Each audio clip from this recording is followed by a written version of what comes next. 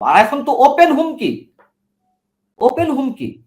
আনিস আলমগীর আমাদের colleague, senior colleague, বড় ভাই, তার সম্বন্ধে ওই দার্শনিকদের কেউ বলছেন যে সে এখনো জীবিত থাকে কিভাবে।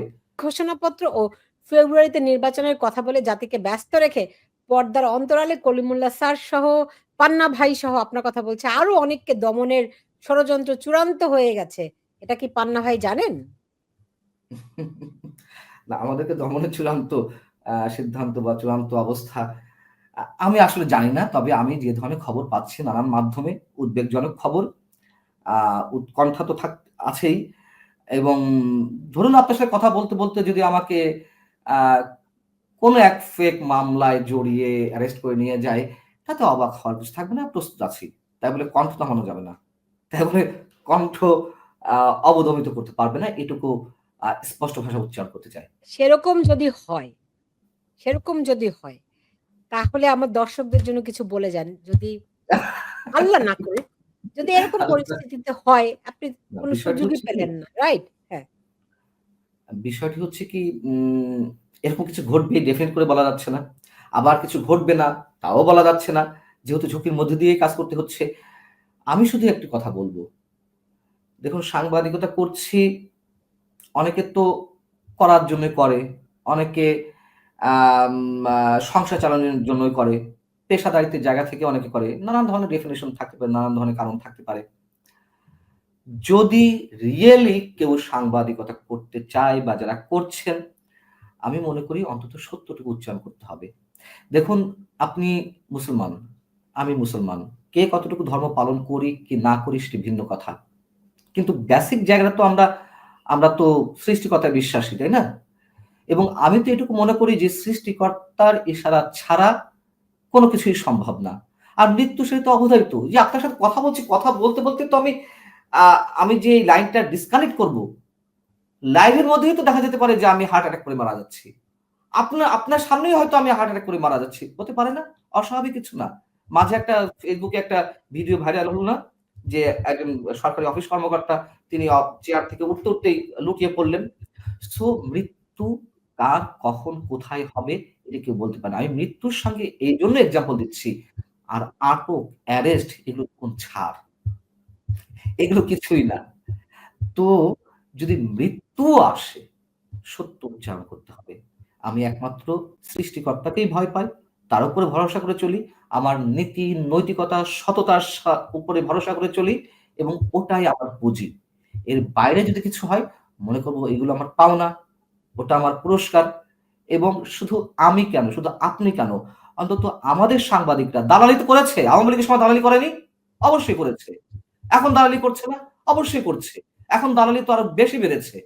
সেম সিনারিও তো। আওয়ামী লীগের সময় কিছু মানুষ হাত কচলাতে প্রধানমন্ত্রীর সামনে, সাবেক প্রধানমন্ত্রীর সামনে যে ধরনের বয়ান দিত, আমাদের তো লজ্জায় মাথা হেট হয়ে আসতো। এখন কি তার চেয়ে কম হচ্ছে? এই ১ বছরের মধ্যে কত ধরনের সাংবাদিক তারা পুরস্কৃত হয়েছে। কোথায় পোস্টিং নিয়ে কোথায় কে গেছে আমরা জানি না। কে কোন স্টেশনে কার পদের জায়গায় কে ঢুকছে আমরা জানি না। কাকে বিতাড়িত করা হচ্ছে। আমি আপনাকে বলি, আমি আমাকে দিয়ে বলছি। আওয়ামী লীগের শেষ ১০ বছর আমাকে বিভিন্ন গোয়েন্দা সংস্থা কাজ করতে দেয়নি। বিভিন্ন স্টেশনে। কোথাও গেছি ৬ মাস ১ বছরের বেশি কাজ করতে পারিনি। কেন? ওই যে একটা এক্সাম্পল দিচ্ছিলাম ১ম এ। একটা এক্সাম্পল দিচ্ছিলাম যে কেন প্রধানমন্ত্রীর জন্মদিনের বিষয়টা আমি মানে ১ নম্বরে নিয়ে আসিনি। তাও আমি ৪ নম্বরে শিরোনাম করেছিলাম। ৪ নম্বরে। কেন ১ নম্বরে করিনি? এটা বিশেষ একটা গোয়েন্দা সংস্থার জেরা মুখে পড়তে হয়েছিল। তারা আমার সবকিছু নিয়ে আমার ওই স্টেশন, আমি তখন চিফ নিউজ এডিটর এর দায়িত্বে। ওই টেলিভিশনের মালিক কর্তৃপক্ষের কাছে দিয়ে এলো। আমাকে বলা হলো যে, "আপনি এটা কেন করলেন?" আমি কেন করলাম? আমি একজন জার্নালিস্ট, আমি একজন নিউজ পারসন। আমার কাছে যেটা মনে হয়েছে, কোনটা নিউজ কোনটা না। হয়েছে তো? আচ্ছা, এই সরকারের সময় আবার আমি যে টেলিভিশনে ঢুকেছিলাম এডিটোরিয়াল পোস্টে, সেখানে বলা হলো ওই যে ফরাসি দার্শনিক, ওই যে আমেরিকান দার্শনিক, তাদের একটা টক শোতে বলা হলো যে, "ফ্যাসিবাদের দোসর অমুক মঞ্জু আলম পান্নাকে যদি বিতাড়িত না করা হয়, তাহলে আমরা পরবর্তীটা আমরা দেখব।" তখন মব ভায়োলেন্স করবে। তো বিষয় হচ্ছে যে এটা চাকরি খাওয়া নয়। আমাকে কিন্তু ওই স্টেশন চাকরি ছাড়তে বলেনি। আমাকে শর্ত দিয়েছিল, আমি সেই শর্ত মানিনি। আমাকে অপশন দিয়েছিল যে হয় এটা তুমি থাকো, বাট এটা করতে হবে। নো, প্রশ্নই ওঠে না কোন ধরনের আপোস করার। কি করতে বলেছিল আপনাকে? এটা বলতেই হবে। না, তা না, বলার মতো হলে বলতে আচ্ছা, পারেন। মনে করুন যে আমার এই মানচিত্র চ্যানেলটা বন্ধ করতে বলেছিল। যেখানে আমি মানে ফ্রিডম নিয়ে কথা বলছি। আমার এই চ্যানেল বন্ধ করতে বলা হয়েছিল। আমি তো দাসত্ব করব না। আমি দাসত্ব করার জন্য আমি যেখানে ফ্রিডম নিয়ে কথা বলছি, আমি তো সেইটা আমি বন্ধ করব না। সো আমি বললাম, ঠিক আছে, ওকে ফাইন, আমি কুইট করছি। আমি নিজে রিজাইন করলাম এবং ওইখান থেকে ওই টক শো থেকে এই যে সব দার্শনিকরা, বিদেশি দার্শনিকরা বলছিল যে আমি কোন কাজ করি, আমি আসলে সাংবাদিক না। এসব নিয়ে না আসলে না কথা বলতেও ঘেন্না বোধ হয় এবং নানান ধরনের অপবাদ ছড়ানো হলো। এই যে আপনার সামনে আমি আমার মানচিত্রে আমি কিছুটা কথা বলেছি, আজকে আবার আরো বেশি ওপেন কথা বলছি আপনার এখানে, আপনি প্রশ্ন করাতে। এখন বিষয় হচ্ছে যে আমি বলে এলাম, কোনো দরকার নেই। বেতনও খারাপ ছিল না। এখন টাকার লালায়িত তো আমরা নই। টাকার হিসাব করলে কত কি করা যেত এই জীবনে? কোনো প্রয়োজন নেই। কোনো প্রয়োজন নেই।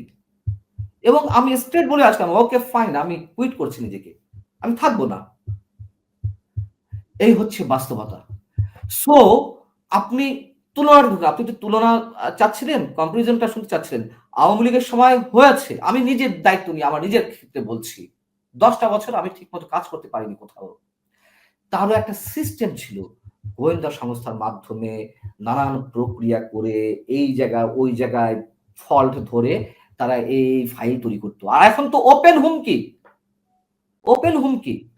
আনিস আলমগীর আমাদের সিনিয়র কলিগ, বড় ভাই, তার সম্বন্ধে ওই দার্শনিকদের কেউ বলছেন যে সে এখনো জীবিত থাকে কিভাবে। আপনি চিন্তা করতে পারেন কোথায় আছি আমরা। আমি শুধু ২ সরকারের মধ্যে কম্পারিজনটা করছি, আপনি ২ সরকারের মধ্যে তুলনাটা টানতে চেয়েছেন বিধায়। এরকম তো আগেও হয়েছে। অন্য দল যখন ক্ষমতায় ছিল তখনও হয়েছে। হয়েছে না? ২১ টেলিভিশন বন্ধ হয়েছে না বিএনপির সময়? হয়েছে তো। তো প্রতিটি সরকারের সময় কম বেশি সাংবাদিকরা সবসময় ঝুঁকির মধ্যে থাকে। কিন্তু সেটি ক্রমান্বয়ে বাড়ছে। আওয়ামী লীগ ১৫ বছরে যা না করেছে, এই ১ বছরে আমরা এই সরকারের সম্পূর্ণ নগ্ন রূপ এর মধ্যে দেখে ফেলেছি। অতএব আপনি তুলনাটা কিভাবে টানবেন? জি। ডেইলি স্টারের সামনে, প্রথম আলোর সামনে জিয়াফত করা হয় ইন্ডিয়ার দালাল বলে। দালালি এখন কি? পাকিস্তানের দালালি করতে হবে। আমি ইন্ডিয়ার দালালি করব না, বেশ ভালো কথা। তা বলে পাকিস্তানের দালালি? এটা সম্ভব। এখন তাই ঘটছে। সরি, কথা না, বলতে গিয়ে বোধহয় না, ইটস ওকে। এক্সাইটেড আ হয়ে গেছি। আমাকে একটা জিনিস বলুন তো, ধরেন আ পা আ আপনার কি মনে হয় যখন আওয়ামী লীগ আমলে যখন গোয়েন্দা সংস্থা থেকে আপনার ফাইল তৈরি করা, আপনাকে ডেকে হুঁশিয়ারি দেয়া, হ্যাঁ? নানান রকম নসিহত করা, এগুলো তো আমিও ২-১ বার যে পাইনি তা তো নয়, আওয়ামী লীগ আমলেই পেয়েছি। তো ধরেন আপনার কি মনে হয় এগুলো সরকার জানতো? সরকার বলতে প্রধানমন্ত্রীর অফিস, প্রধানমন্ত্রীর কার্যালয় জানতো, দেখুন, আপনার কি মনে হয়? আ দেখুন, হ্যাঁ, প্রধানমন্ত্রীর কাজটা জানবে না কেন? কোন ক্ষেত্রে অতিরঞ্জিত হয়েছে সরকারের বিভিন্ন উইং বা গোয়েন্দা সংস্থার বিভিন্ন উইং, তারা বাড়াবাড়ি করেছে। আমি একটা এক্সাম্পল দিই। আজকে শিবিরের ছেলেরা ওই সাদিক কায়েম-টায়েম কারা বলছে যে আমরা আ রাজনীতির স্বার্থে বা আমাদের নিরাপত্তার স্বার্থে আমরা ছাত্রলীগে ঢুকেছিলাম। এবং যে নির্যাতনগুলো করা হতো আমরা অতি উৎসাহী হয়ে এই নির্যাতনগুলো করতাম বেশি ছাত্রলীগ প্রমাণ করার জন্য। হ্যাঁ? আচ্ছা, হেলমেট বাহিনী, অনেকে বলে যে আরে হেলমেট বাহিনী তো ওগুলো সব শিবিরের ছেলেপেলে ছিল। আচ্ছা, ধরে নিলাম শিবিরের ছেলেপেলে ছিল। কিন্তু ওটা বলে তো আওয়ামী লীগের সবকিছু জায়েজ করার সুযোগ নেই। যদি হেলমেট বাহিনীর মধ্যে শিবিরের ছেলেপেলেরা ঢুকেই থাকে, হেলমেট বাহিনীর যে কার্যক্রম আমরা দেখেছি একটা দুটো তো না। দিনের পর দিন দেখেছি। অসংখ্যবার দেখেছি। যেখানে কোন গুরুত্বপূর্ণ মিটিং হচ্ছে বা আন্দোলন হচ্ছে, সেই ২০১৮ সালের নিরাপদ সড়ক আন্দোলন থেকে শুরু করে সেখানেও তো হেলমেট বাহিনী কাজ করেছে, তাই না? আচ্ছা, তাহলে আমার কথা হচ্ছে কি, তখন কোনো অ্যাকশন নেওয়া হয়নি সেই হেলমেট বাহিনীর মধ্যে কারা অ্যাকশনে নেমেছে, কারা এই আন্দোলনের উপরে আঘাত এনেছে, কারা অন্য দলের বা বিরোধী দলের মিটিং মিছিলে হামলা করেছে, কেন অ্যাকশন নেওয়া হয়নি? যেহেতু অ্যাকশন নেওয়া হয়নি, দায়িত্ব আওয়ামী লীগের। ওই কথা বলার কোনো সুযোগ নেই যে ওরা তো শিবিরের ছিল। ঠিক আপনি যে প্রশ্নটি করলেন যে এটি কি সরকার প্রধান জানতো? কেন জানবে না? না জানাটাই তো অপরাধ। না জানাটাই অপরাধ। ধরেন ওটা আমি প্রশ্নটি এই কারণে করেছি, আমার নিজের অভিজ্ঞতায় আমি দেখেছি আমি যখন এরকম আমিও আওয়ামী লীগের আমলে অনেকভাবে হয়রানির শিকার হয়েছি। এমনকি আমি চাকরি ছেড়ে দিতে বাধ্য হয়ে ৭ মাস আমি চাকরি করিনি। হুম, পালিয়ে, পালিয়ে বেড়াতে হয়েছে আমাকে। তো আমি পরে খোঁজ নিয়ে দেখেছি প্রধানমন্ত্রীর অফিস সেটি জানতেন না। হুম, তো এখন যখন আমরা দেখি ওই যে বিভিন্ন এই শিবির যেমন লুকায়িত হয়ে দলের ভেতর ঢুকে, ছাত্রলীগের ভেতর ঢুকে হেলমেট বাহিনী হিসেবে মানুষের উপর অত্যাচার করেছে। এটির দায় যেমন আ আ ছাত্রলীগের, আওয়ামী লীগের ঠিক তেমনি প্রধানমন্ত্রী একটা সরকার। আ কিন্তু যারা এই কাজগুলি করে গোয়েন্দা হুম, বাহিনী, হুম, না বিশেষ গোয়েন্দা প্রধানমন্ত্রীর সংস্থা অফিস আমি জানতে বলি হবে কেন? আমি শেষ করি। আমার প্রশ্নটি হুম, হচ্ছে বিশেষ গোয়েন্দা সংস্থা আমি ধরেন যদি ডিবি পুলিশ করে আমার মনে হয় সরকার জানে। যদি র‍্যাব করে সরকার মোটামুটি একটু জানে। কিন্তু আপনি জানেন কতগুলো সংস্থা আছে। সবগুলো প্রধানমন্ত্রীর অফিস পর্যন্ত যায় বলে আমার মনে হয় না। কিন্তু যেভাবে করে শিবিরের ভেতরে লুকায়িত ছিল, অমনি করে গোয়েন্দা সংস্থার ভেতরে এই মেকানিজমটা হয়নি। How do you know that? কারণ হুম, আমরা হতে পারে। আ এই যে এই যে শেখ হাসিনা সরকারের পতনের অন্যতম কারণ বলা হয় গোয়েন্দা ব্যর্থতা। তার কাছে খবরই পৌঁছায়নি। তাই না? না, ওটা আবার অন্য বিতর্ক যে এই আন্দোলনের খবর তার কাছে পৌঁছেছে কিনা। এগুলো আ অনেক কন্ট্রোভার্সিয়াল বিষয়। মানে আমি সে কেউ যে বিষয়ে যাচ্ছি ভেতর না। থেকে এই স্যাবোটাইজ গুলো করে নাই হ্যাঁ, আমরা কি হ্যাঁ, নিশ্চিত কিনা? হতে আমি পারে। এটা ওটা জানতে ওটা চাচ্ছি। ওটা হতে পারে। এটা হতে পারে। এটা অস্বাভাবিক কিছু না। এটা অস্বাভাবিক কিছু না কিন্তু আপনি ১৫.৫ বছরের শাসনকে এভাবে সরলীকরণ করে দায়মুক্ত করার কোনো সুযোগ নেই। যেমনটি এখন ঘটছে, আপনি ১৫.৫ বছর আওয়ামী লীগের শাসন ব্যবস্থার কথা বাদ দিন। এখন যেটি ঘটছে, যখন নোয়াব থেকে সংবাদপত্র পরিষদের মালিকপক্ষ থেকে একটা বিবৃতি দেয়া হলো জনকণ্ঠকে কেন্দ্র করে গণমাধ্যমের উপর হুমকি, গণমাধ্যমের উপরে মব ক্রিয়েট করা, মব ভায়োলেন্স ক্রিয়েট করা, গণমাধ্যম কর্মীদের উপরে খড়গহস্ত নামানো ইত্যাদি, ইত্যাদি বিষয়ে একটা বৃহস্পতিবার একটা বিবৃতি দেওয়া হলো। সেই বিবৃতি এগেইনস্ট এ প্রধান উপদেষ্টা প্রেস উইং পাল্টা বিবৃতি দিল। তারা এটিকে প্রত্যাখ্যান করল।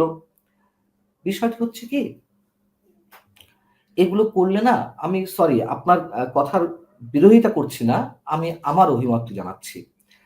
এগুলো বলে আসলে প্রত্যেকটা সরকারের হায়ার অথরিটিকে পাশ কাটানোর একটা সুযোগ দিয়ে দেয়া হয়।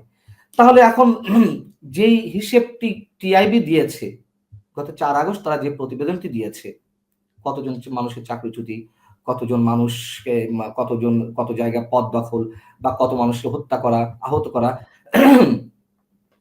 তাহলে তো বলা হবে যে ডক্টর ইউনূস সরকারের হায়ার অথরিটি তারা বলবে যে আমরা তো এগুলো জানি না। এগুলো অন্য কেউ করছে। দায়িত্ব